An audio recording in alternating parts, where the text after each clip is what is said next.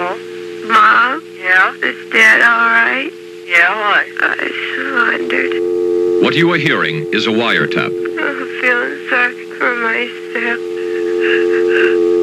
It's illegal. It was ordered by an employer. Is the number what you wrote, number 80. Is the number 81. This is a polygraph machine. Is the number 82. Employers are using it to test your honesty. You like the color blue? Yes. Have you ever submitted false battery refund tickets and kept the cash? No. This is a voice stress analyzer.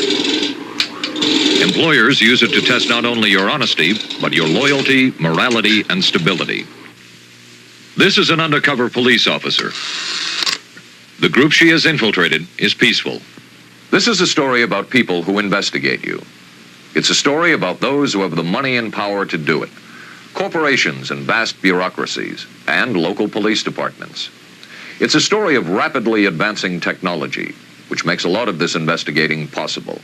Technology that's moving so quickly that already it's beyond the scope of law. Tonight we take a look at two groups who may be unfairly invading your privacy and abusing your rights. We look at the questionable practices of some employers against which you virtually have no protection, and at possible abuses of police power and your rights by local police intelligence squads. This is the story of the investigators.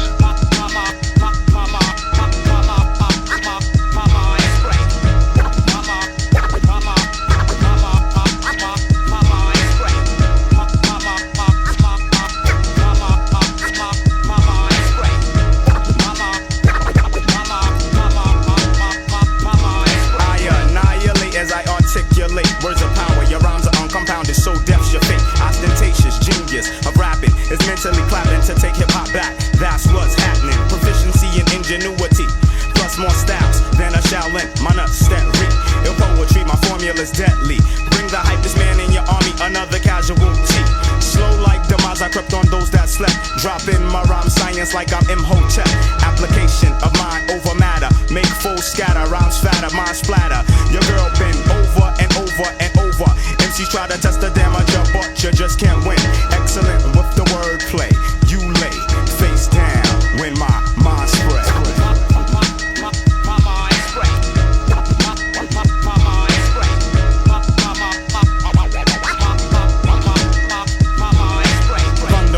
With no help from Mad Max, lyrics like hype tattoos go over the dope tracks. We will be traps, all our inventions. We know the intentions of MC kleptomaniacs, rap brainiacs, had cardiac soon after the attack. When it comes to rhyming, I slam harder than Shaq. Accomplish the biofeedback, more complex than the almanac. Keep you up like an aphrodisiac. Idealist, not an opportunist. Don't molest no shorty, still in awe. I'm dangerous mentally. You can't talk to me, hear me, or see me. You're not equipped from street blocks to cell blocks. My vocals rock, do more work than a crackhead with a toolbox. Jeru, never touch ya, microphone wrecker. If your honey's a queen, I'll sex her.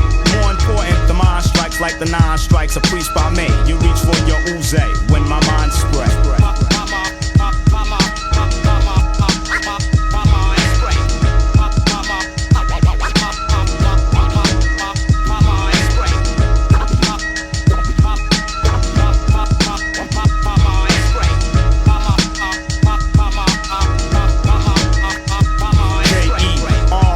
It's a horror to you, lyrical kung fu, so do your kung fu if you know kung fu. Dirty, down low profile, shoot up jams without the aid of lead projectiles. Styles ridiculous, techniques infamous, take more heads than Santa Claus at Christmas. Science misfits, meet the wrath of my wit. Immediately following, they go into a conniption fit. Reach into my bag of darkness and spark this like an arsonist. Blow it up like a terrorist. I'm not a sexist, don't have the power to be a racist. I'm a scientist and an activist. Complex yet simple like Mixuplex. Unlike the silly devil, I don't come with tricks. So I bid all ye MCs return to the righteous way or meet death face to face when my mind spread.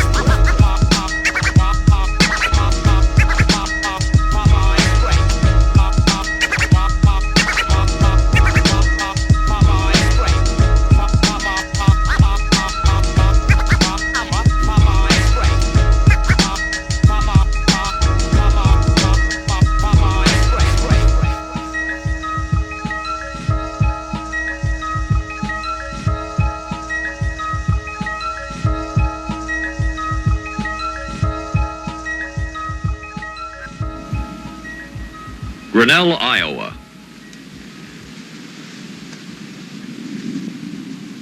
Like many other small towns in America, Grinnell is dominated by one company. We looked here at an investigation done by that company on one of its employees. It was done by a wiretap. And what we have found raises questions about the privacy of anyone's home phone. Let me just play something for you. I know I can't sit down in them. ABC News has obtained recordings of that wiretap. I got two of the cutest pantsuits. It was placed on the home phone of Deborah Olson as part of an investigation by her employer into her personal life. Had them left over, I suppose, from the holidays. Until we played the tapes, Deborah Olson was unaware that her phone had been tapped. Joanna just called me. They're not coming out. She has given us her permission to use these tapes. What did the employer get from these wiretaps? Poetry. Conversations with friends.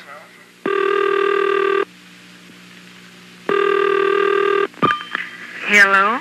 Evelyn? Yeah. Is she up? Yeah. Does she want to go to Sunday school and church with me? You want to go with Debbie to church? Yeah, she's just eating some breakfast. What time does it start? It starts at 10 o'clock. Okay, bye-bye. Bye-bye. There was other information that was far more personal. I get to losing my breath, and then I double over, and there's nothing I can do. You want to go out to the emergency room tonight? If possible. Okay, well, sure it is. Okay, fine. Okay. What's the matter? You leave those on, it's cold. Hello? Mom? Yeah? Is Dad all right? Yeah, why? I surrendered. Why? What's wrong with you? I'm feeling sorry for myself. Get a hold of yourself and quit that. I can't. Well, you have to. Those are conversations that you had on your own telephone and it was tapped by your company. How do you feel about that? Betrayed. My father was terminally ill at this time. It was nobody's business how he was, but mine. The wiretap was placed in February 1978 by the General Telephone Company of the Midwest, a division of General Telephone and Electronics. At that time, Deborah Olson was a secretary stenographer for the phone company. We have confirmed that the telephone company's wiretap was placed on her home phone as part of an investigation into her personal life. Its main objective? To find out who she was dating. But the only legal reason for placing such a tap would be if she had been suspected of defrauding the telephone company. She wasn't.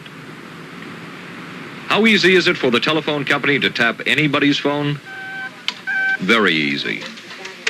In 1968, Congress passed a tough wiretap law. But the telephone companies around the country lobbied long and hard for 3 exemptions: supervisory monitoring, quality control monitoring, and toll fraud monitoring. The telephone companies got the exemptions. There was 2, but my dad couldn't hear. We played the Olson tapes for Wisconsin Congressman Robert Kastenmeier. He had a key role in passage of the 1968 Wiretap Act. He recently made an unsuccessful attempt to tighten up the exemptions that were given to the telephone companies. Exemptions that allow them to monitor. Is that part of the exemptions that Congress gave? I would think not. That is, in fact, wiretapping and is not for any purpose of supervisory training or observation in performance of duty. This is definitely outside the parameters of the 1968 law, and had we thought that any phone company would entertain this type of device in 1979, 1980, we would have certainly persisted in enacting that proposal. Wiretapping as such is not permitted for any purpose except pursuant to a court order. They had nothing there to really hurt me. But there are a lot of people that had conversations on my telephone that really could have been hurt. If you don't have the privacy of your own home, why the hell even have it?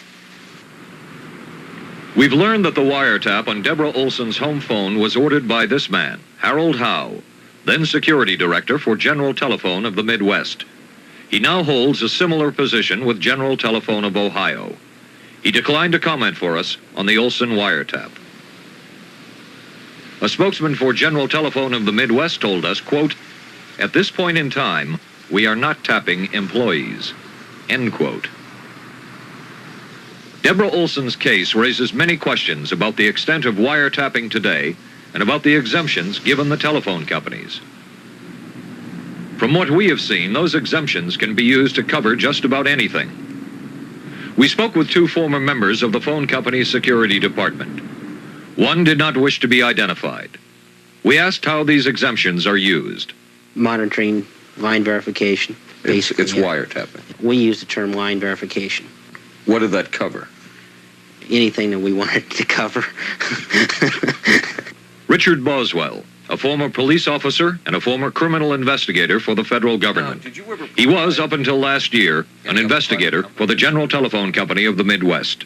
We just monitored them for information. We're using the term monitoring. What we're really talking about is wiretapping.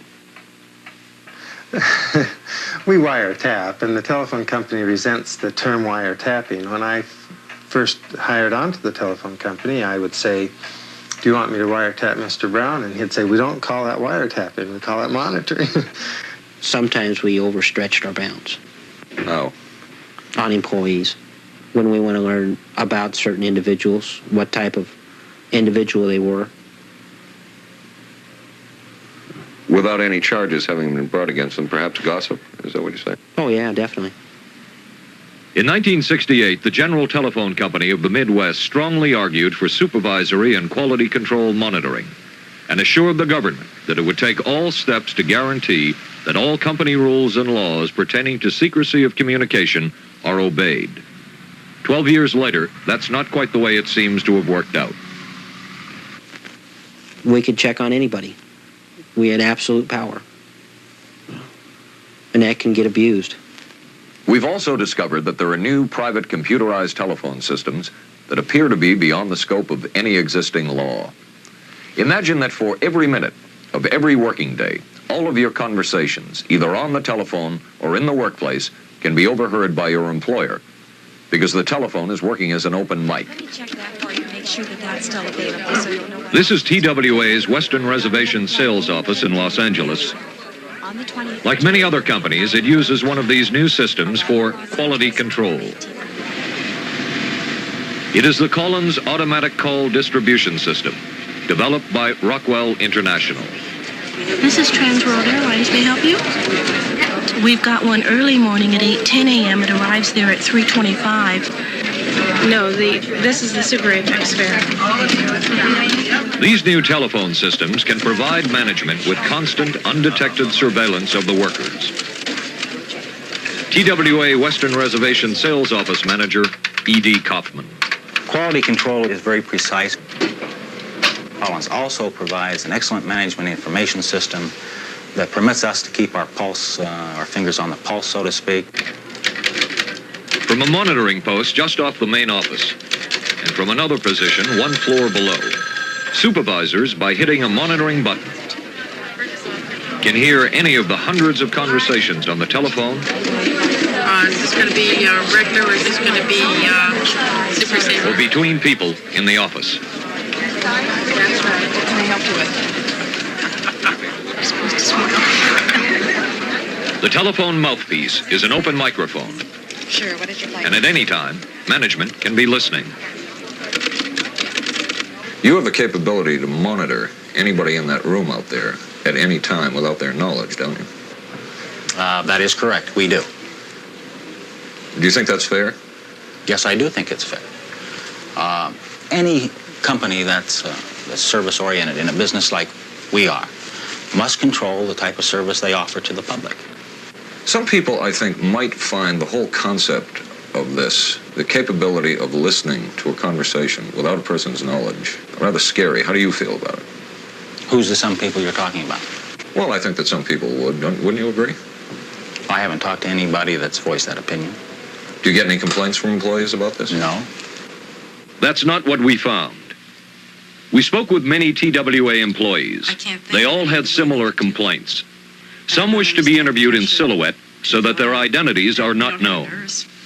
It's an invasion of our privacy, and it inhibits our freedom of speech. I feel it causes a lot of stress. Do you use this for disciplinary purposes? We also use it for rewards. But you do use it for disciplinary purposes? It's possible. We found that TWA uses it routinely for disciplinary purposes. This was confirmed by former TWA monitoring supervisors. What management hears on this open microphone can result in firings. I should not have been terminated for that or been out of work so long.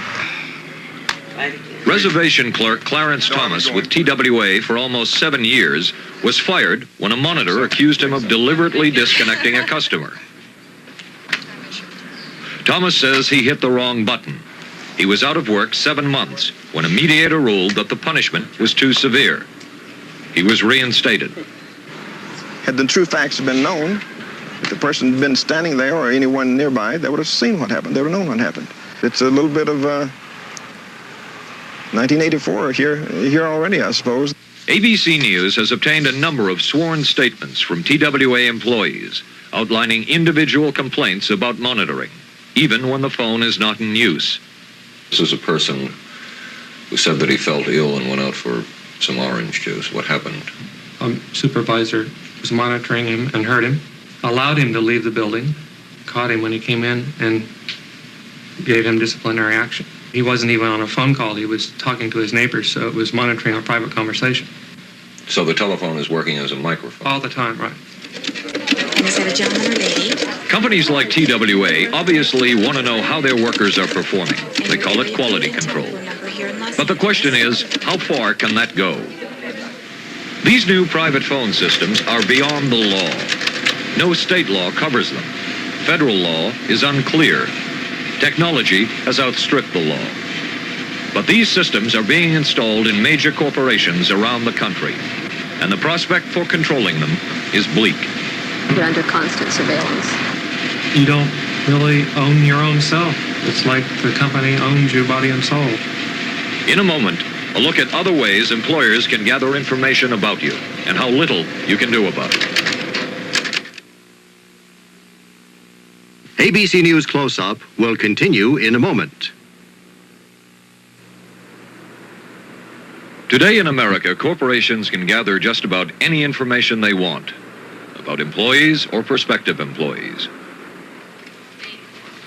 Many employers want to know everything they can. How else besides telephone eavesdropping do they gather information? Many companies make workers take very personal psychological tests with no real guarantee of confidentiality. Others use such things as handwriting analysis. And many rely on so-called truth-seeking devices. Here's the number 82. This is a polygraph machine. We've come to know it as a lie detector, but no machine can detect a lie. Here's the number 83. What it actually measures is a physiological reaction to stress, and that is interpreted by an operator, as demonstrated here. Here's the number 87. While the courts generally haven't allowed polygraph tests as evidence, companies are making their employees or prospective employees take these tests. Estimates last year alone are anywhere from 300,000 to 500,000 people. Again, it's a case of business seeking a solution to a problem. In this case, white-collar crime and pilfering. But this in turn creates new problems. Take the case of Linda Boykus, a bookkeeper at S.S. Kresge's in Highland Park, Michigan. Things looked very good for her at work. I loved my job. I did. I found it very challenging. I liked all the people I worked with in the store. It was just everything that I had hoped for. But that all changed suddenly for Linda Boykus. She discovered a cash shortage. She reported it. Later, another shortage was discovered. The next thing I knew, Mr. Rose came into the store, who is the head of the Kresge Internal Security. And he spoke with me about the two shortages and asked me if there was any, if I had any explanation or if I knew anything that would help solve this. And I explained to him that I just didn't know. It was at that time that he asked me to take a lie detector test, which I consented to. We got in the car and I thought we were going to the police station. And when he pulled in here, I said, "Where are we going?" And he said, "We have a room in here," and it kind of frightened me. Part of me said, "Run, don't do it." And part of me said, "Well, just get it over and done with and forget it." A polygraph operator gave Linda Voikus the test. Kind of reminded me of someone in the electric chair like you see on television. You know, you're sitting there and you have this thing around your chest and you have to sit straight with your feet flat and things on your fingers. Okay, we're operational. So I answered all the questions. Then he said, "Linda, it's over. You've tried to deceive me." And my first thought was, he's kidding, or what went through my mind in the following 45 minutes, I can't explain it. I believed in that machine. A lie detector test works. How could this thing find me deceptive when I didn't do anything? Based solely on the results of the polygraph test, Kresge's asked Linda Voikus to sign a confession or face prosecution. Bewildered, she quit her job. All I remember is I was walking up Woodward and I was just crying. For 6 years, I was on top of the world. And all of a sudden, my career was just gone and I had worked so hard. It was like a nightmare. And still is. The only way I can explain it is it did happen to me, but I didn't believe it did. And I figured, who would hire me? If I put down that I was found deceptive on a polygraph exam, I reached a point where I just gave up. I didn't care about myself, about anything. I was in a very, very bad state of depression to the point where I thought of suicide. And I went to see my family doctor. And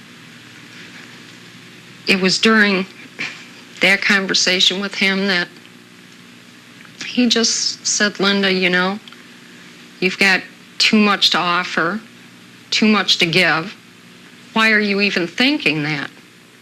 What happened to Linda Voikus is happening to workers all over the country. What makes her story different is that she decided to fight and went to court. In what could be a landmark decision, a jury found that Kresge's, by using the polygraph as it did, was guilty of extreme and outrageous behavior. Linda Voikus was awarded $100,000 in damages. SS Kresge's and the polygraph operator declined our request for an interview. What we just talked about, did you lie on the last examination? No. That is what we talked about is state right. Yes. Say. This is another truth-seeking device. It is the psychological stress evaluator. The machine measures stress in the voice, micro-tremors as they are called. They vary according to stress. Sometimes watch television. Yes. Have you submitted false payout tickets and kept for junk batteries and kept in cash? No. Are you wearing a watch today? Yes. There are many voice stress analyzers now on the market. The one used most frequently is this one, designed by the Dector Corporation. The accuracy of these machines is still in doubt. Critics say that the chances of a trained operator detecting a lie with one of these devices is no better than the toss of a coin. Yet companies are increasingly using them to fire or hire employees or prospective employees. Dector alone has sold more than 1,500 of these devices, many to supermarket and drug chains and insurance companies. We spoke with Dector Marketing Director Edward Kupek. In your manual, you say to an employer that this machine and a trained operator verifies accurately and immediately the applicant's background, dishonesty, loyalty, morality, and stability. Can you really guarantee that? Not 100%, obviously. Well, should you be promising all of these things immediately and accurately? This is where, sir? May I see Page that? 77 of your manual. Yes. It's where it's marked. The purpose here of this equipment, we say, is to do the various things. insofar as any instrumentation can. Because there are people who can outwardly manifest a very calm exterior, and inwardly they'll be stressing because they're lying to that employer. Then you are judge and jury. No, the judge is the employer. I am an investigator reporting on what I determined. How much training does an operator have? We include 5 days of training. With 5 days? 5 days of training with this equipment. This is our own prerequisite. Can you take a postgraduate course in this? Yes, there's an advanced course. How many days does that last? That's 5 days. And finally, what about the ethics of all of this? Obviously, a person knows when he is being given a polygraph test. He may not even be aware that he is being given a voice stress test. Nector says it does these tests openly, but several other manufacturers boast of how the test can be given secretly. David Linhaus, former chairman of the U.S. Privacy Protection Commission. His group urged that employers be prohibited from using the polygraph, the psychological stress evaluator, and other such devices as a condition of employment. First, we felt that it was unreasonably intrusive. Secondly, there's a question of reliability that we have to be very much concerned about. In a policy statement, the American Polygraph Association said, all intelligent people endorse the right of the innocent to prove their innocence. That converts and perverts the basis upon which our judicial system is based. That is, that a man is innocent until proven guilty. At the moment, more than 30 states have no laws preventing employers from using polygraph machines or other truth-seeking devices on employees or job applicants. There have been bills before Congress for several years now that would ban the use of the polygraph and other such devices by employers. The bills have gone nowhere. There is a case now in federal court in Chicago that may be of particular significance in the whole area of privacy in the workplace. It stems from an incident in our own backyard. Channel 7 Eyewitness News with Diane Allen, Jay Levine, Dr. Walt Lyons, and Tim Weigel. Here at WLS-TV, the ABC-owned and operated station in Chicago, former General Manager Phil Boyer ordered a taping system be set up that would record the conversations of persons in the studio, the videotape room, and a control room, similar to the one seen here. Washington will be ready. Boyer says he did it to find out who was making technical errors on the news shows, and that everyone had prior knowledge of the system. But there is no paper to document that. And the workers say they didn't know a thing about it until they discovered it accidentally. 008, you'll be next with 17. 4 directors have sued Boyer and ABC, charging violations of state and federal eavesdropping laws. One of the directors is Gordon Preuss. The suit basically is a result of the outrage that we felt at having been eavesdropped upon. That is, listened to at a time when we had no reasonable expectation of having been listened to. Here with a Channel 7 editorial is Phil Boyer, Vice President and General Manager of WABC-TV.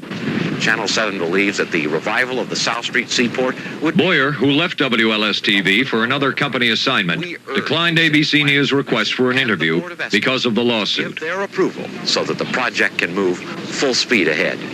I'm Phil Boyer. Boyer's attorney told us that the taping was done only of, quote, work-related open communication.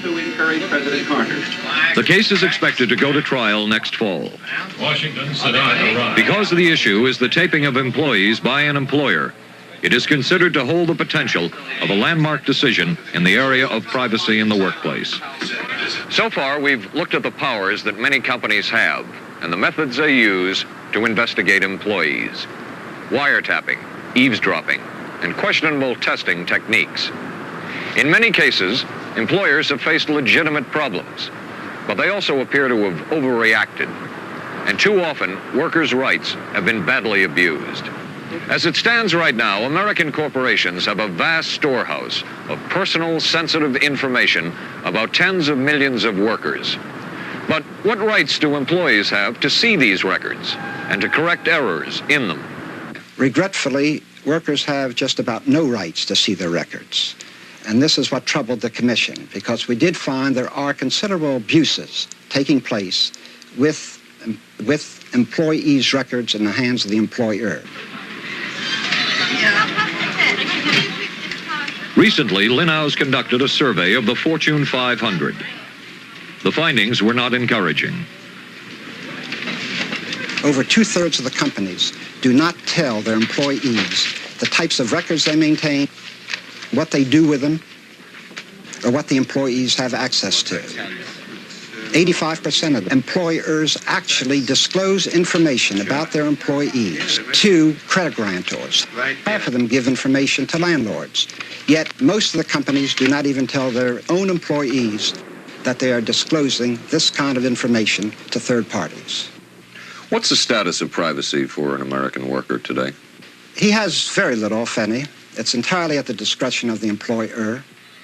Over the last 50 years, laws to protect the rights of workers have been enacted in West Germany, Japan, France, Britain, and several other countries. The United States is the only major industrial nation in the world where such federal law does not exist. In a moment, a look at infiltration by undercover police.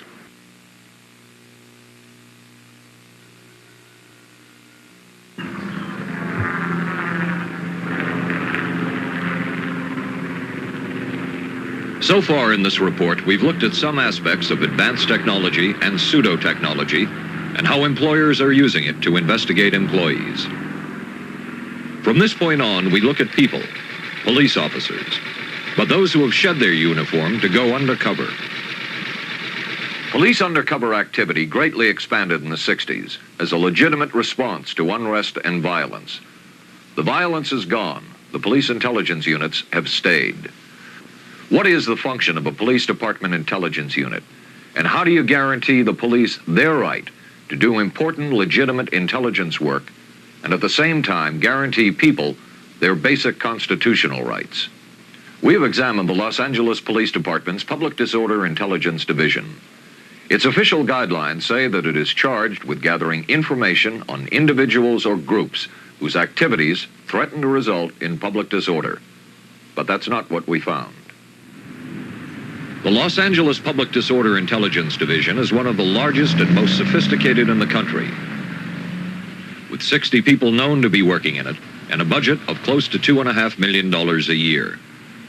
This is the story of some of those undercover officers and their activities over the last 3 years. Cheryl Bell, Constance Milazzo, Georgia Odom. Their activities raise many questions about intrusions upon basic American freedoms, freedom of speech, assembly, and of the press. Their photographs were taken by members of the groups they infiltrated, or they are a matter of public record. Undercover police officer Constance Milazzo infiltrated several political groups and a newspaper. 28 Tonight reporter Tom Thompson has looked into the dispute and will have tonight's cover story. Tom Thompson is a reporter for television station KCET in Los Angeles. Well, she may well face problems in the next election, which is coming up next year. He was editor and publisher of the Los Angeles Vanguard, an award-winning alternative newspaper. His publication was infiltrated by the Los Angeles Police Department. Tonight.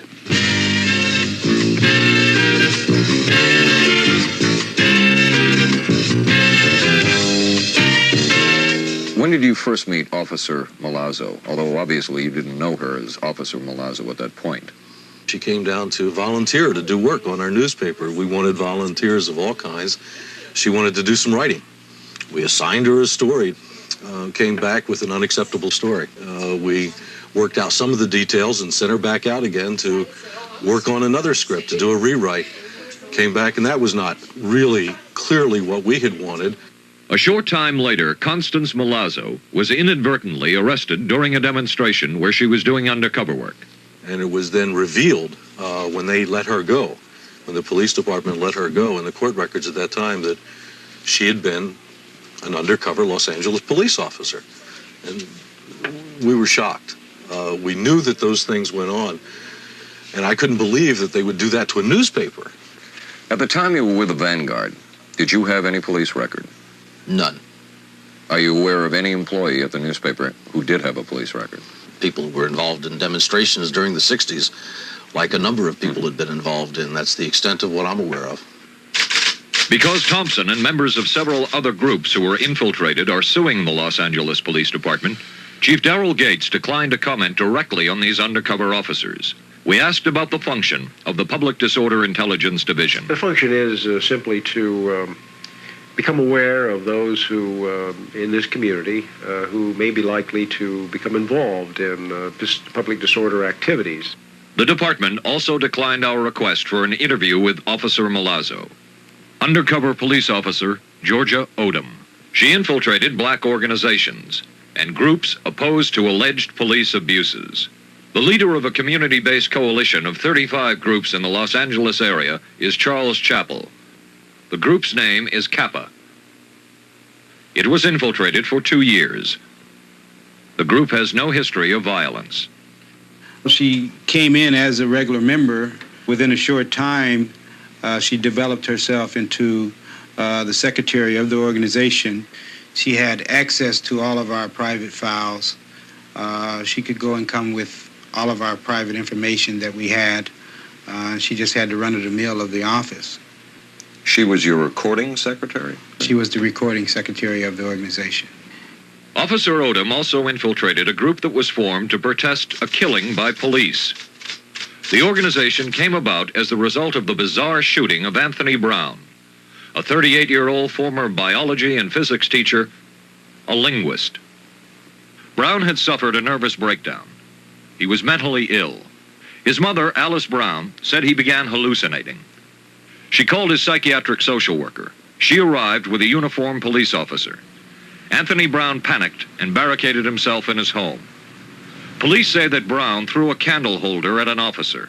Soon, the house was surrounded by a SWAT team. After more than 2 hours of attempting to talk Anthony Brown out, tear gas canisters were fired into the house. Anthony Brown rushed out of the house, his hands at his eyes, a knife in one hand. Police say there was a scuffle. Others say Anthony Brown was hit by 3 shots immediately. The black community was angered by what it felt to be an overreaction by the police department's SWAT team. Shortly after that, an Anthony Brown Justice Committee was formed. Georgia Odom became one of its leading members and grew very close to Anthony Brown's mother. Mrs. Brown, when did you first meet Georgia Odom? At Anthony Brown Justice Committee. She said she was just an interested party. She even assisted with the cooking that I prepared for the group. That's how close she was. She's one of the main ones that would always speak up for Anthony Brown. She went into the Anthony Brown Justice Committee out of Kappa, and that's what gave her the green light to get into that committee. I see that she is listed as the key contact and that Mrs. Brown is listed as the next contact. Yes, that's correct. So she played an extremely important part in that organization. Georgia Odom had a responsible leading role in that committee. If you had an opportunity to say something to Georgia Odom, what would you want to say? I would like to find out what really makes her tick in terms of using her blackness to invade the privacy of black groups. To use me to her advantage for the police department, after pretending she was concerned, I thought it was very insensitive and very cold and very sneaky. Were you shocked or what when you discovered that she was an undercover police officer? That's putting it mild. Documents recently obtained by ABC News show that Officer Odom turned over to the Los Angeles Police Department the minutes of meetings that she had recorded as secretary of the organization she had infiltrated. What was done with the information, we don't know. But it obviously gave the police the potential to know in advance any legitimate activity that the group planned. The Los Angeles Police Department declined our request for an interview with Officer Odom. Attorney Terry Smerling represents many groups who charge that they have been infiltrated by the Los Angeles Police Department and they are now suing the department. There's no way that the LAPD can seriously maintain that the spying on these community organizations, which come from all sectors of society, was in any way related to public safety. I think instead what is clear is that these organizations espoused philosophies or politics that the LAPD did not like. You know, intelligence gathering is a difficult process, and there has to be those who are very carefully guiding the intelligence gathering process, and there has to be very carefully written guidelines. We have all of those things. I think the next thing that's needed is just a little trust and faith. You're totally satisfied the guidelines are being adhered to? Absolutely, totally. I have to be. In a moment, a closer look at those under investigation. Our investigation found widespread infiltration of all kinds of organizations. This annual costume parade includes an anti-nuclear group with no history of violence, no arrests, only a handful of members. This group was infiltrated by another Los Angeles police undercover officer, Cheryl Bell. Cheryl Bell's infiltration of anti-nuclear groups started here on the campus of Cal State University in Los Angeles. It's a quiet campus made up mainly of older working students. The last major demonstration here took place in 1968. 3 years ago, a small campus group organized. It called itself the Committee on Nuclear Information. Its membership ranged from 7 to 14 students. Cheryl Bell, working undercover, infiltrated the group and eventually became its president. Suzanne Good was another member of that group. A student, she is also teaching biology. And they're called ectoderm, mesoderm, and endoderm. So this is the first group. I originally joined the group because, along with my interest in the environment or my concern about the environment, I really feel that the path that we're headed on, that is committing ourselves to nuclear power, is a really big mistake. For darkness and what direction it's coming from, so that if they like the darkness, and this way they can get away from the light by detecting the direction. We had no secrets. We were not trying to foment any public disorder. We have never contemplated anything that's even remotely illegal. The oracles, and we call them that because they look like our ears. Another member of the committee infiltrated by Officer Bell was student Rich Romano, a divorced father. Well, she participated in everything we did. You still want a story read too after that? Yeah. You always give me stories. Okay. She helped coordinate our speaking engagements and displays on campus. You should have seen the picture I saw of the fawns today, Sean. It didn't even look like it. It's just an open organization. That's the way all the organizations are on campus. They're open to anybody, and it didn't look like the people you think they were. I don't know what she was looking for as a police officer. Cheryl Bell's undercover activities were not confined to Los Angeles. After infiltrating the handful of members of the anti-nuclear group at Cal State, she came here to Pasadena, to the neighborhood church, where another anti-nuclear group, active membership 12, held their meetings, and she began surveillance on them.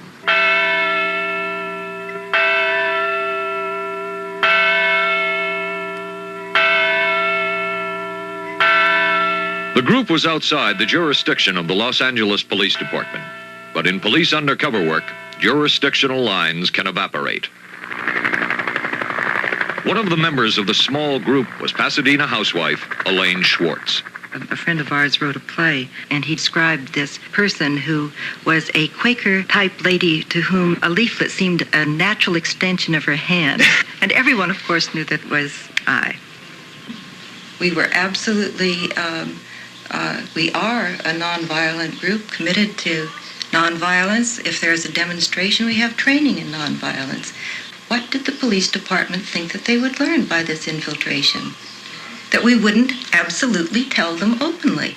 We brought together these members of the two groups that had been infiltrated. They had never met before. Cheryl was such an innocent-looking person, wide-eyed, very idealistic, a very hard worker. I had also gotten close to her, as a friend, as another woman. I felt betrayed because she had confided in me and I in her about a few personal matters. Cheryl is blonde, willowy, lovely young woman, rather elegant. The things that we did with Cheryl were things that were fun. We had fundraising events. We had a parade on New Year's Day. She was dressed like an Iowa farmer, dragging the bomb down Colorado Street. Now what in the world is she getting paid for, dressing up as a farmer with white face and freckles on? It's just silly, but it's worse than silly. It's very nasty. Because of a pending lawsuit, members of various groups who were infiltrated were allowed to see the files that the police kept on them. From what we have seen of these files, the police found no evidence of criminal activity. For that matter, no hint of criminal activity. How far can police undercover activity go? From what we have discovered in Los Angeles, it can go directly into City Hall. Recently released documents show that Officer Bell, working undercover, attended a Los Angeles City Council meeting where members of various anti-nuclear groups spoke against a proposed power project. She recorded who was there and everything that was said. At this same meeting, a police photographer and police videotape team were also present. The city councilmen were unaware that the police were there.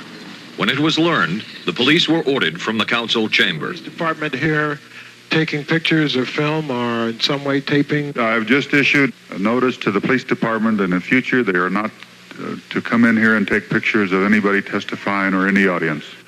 They did not indicate what the purpose of those films were for? No, they did not.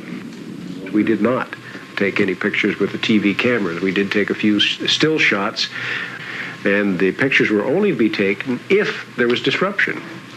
As a matter of fact, it's so ludicrous. The officers who were behind the TV cameras had LAPD all across their backs on the jumpsuits that they wore. As I recall the picture that I saw in the LA Times, they were in business suits. No, the officers who manned the cameras were in what they were jumpsuits.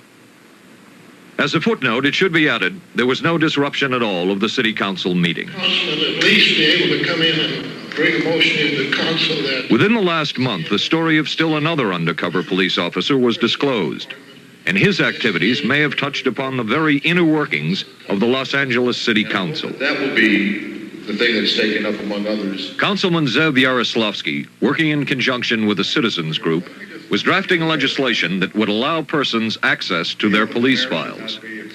The undercover police officer infiltrated the group and helped analyze a draft of model legislation. Councilman Yaroslavsky maintains that this undercover activity may have violated the legislative process itself.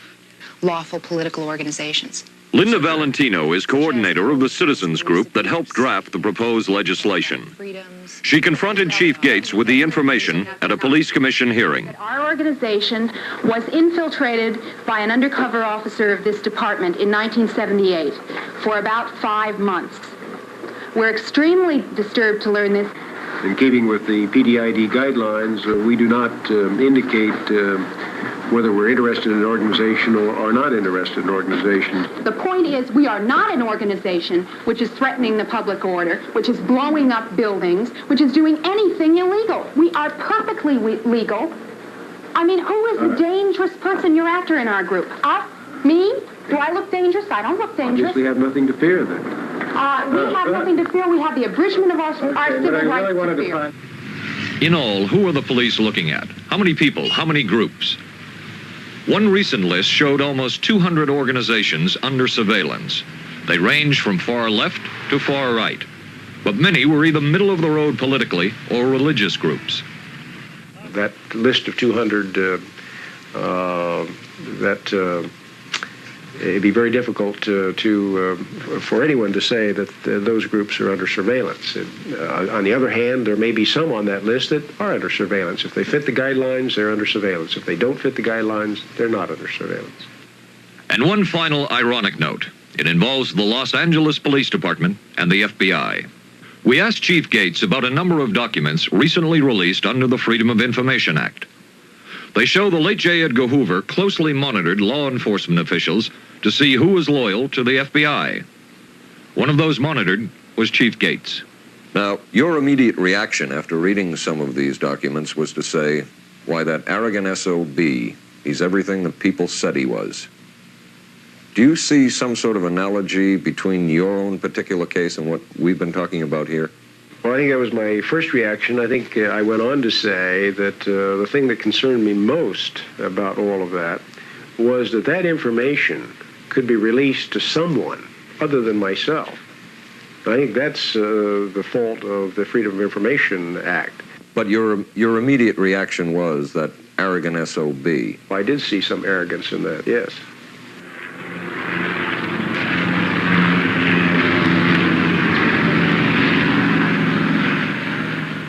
What we found in Los Angeles can happen in many cities around the country.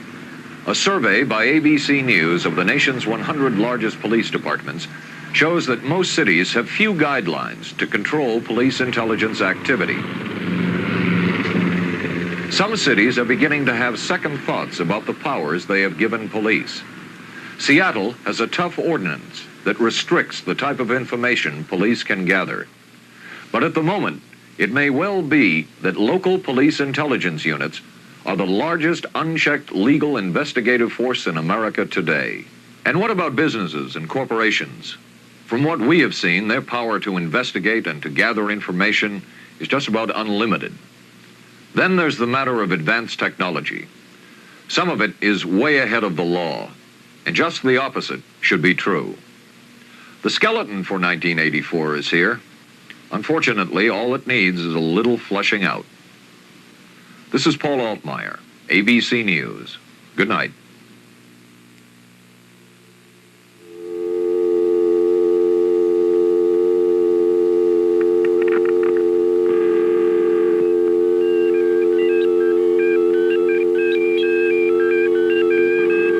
This is David Hartman. We'll meet Polly Holliday, who plays television's outspoken waitress Flo tomorrow on Good Morning America. Friday, George Siegel has the time of his life trying to win back his ex-wife, Bloom in Love, on the Friday night movie. Saturday, ABC Sports brings you the Run for the Roses, the Kentucky Derby. Later tonight, watch ABC News Nightline, followed by Soap and the Tuesday Movie of the Week on ABC Late Night. This has been a presentation of ABC News.